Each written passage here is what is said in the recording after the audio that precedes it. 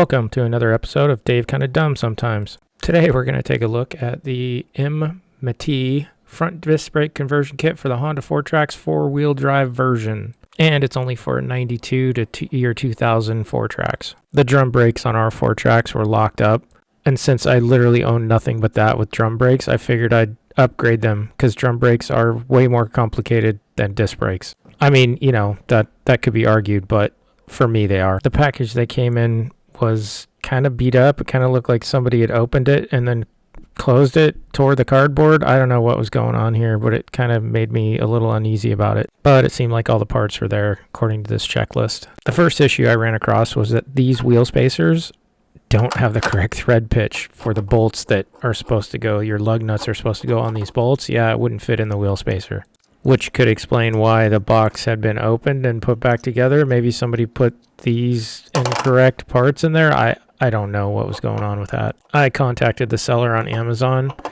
They immediately made it correct, but I knew the part was going to be coming overseas, so I didn't want to wait that long. So basically, I figured out what the thread pitch was of the actual bolt, and then I just re-tapped these aluminum spacers.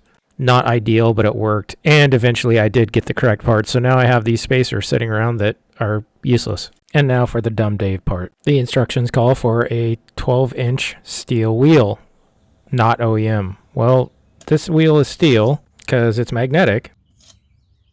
And I took a measurement.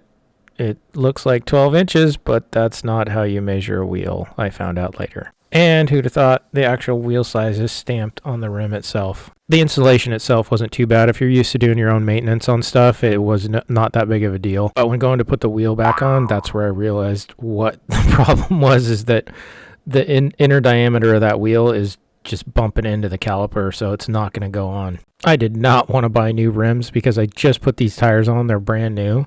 So what did I do? The ghetto fix, and I just flipped the wheels around backwards. Now it's got the ultra-wide stance up front, and the turning radius is a little longer, but, you know, it works. So what do I think of this kit? I think if, like me, you had a problem with the drum brakes, then absolutely just swap them out with this disc brake kit. But if you're familiar with drum brakes and you just want to change the pads and save a lot of money, then I wouldn't worry about it. The stopping power is about the same as it was with the drum brakes. Thank you so much for your time you took to watch this. I'll see you guys in the next one.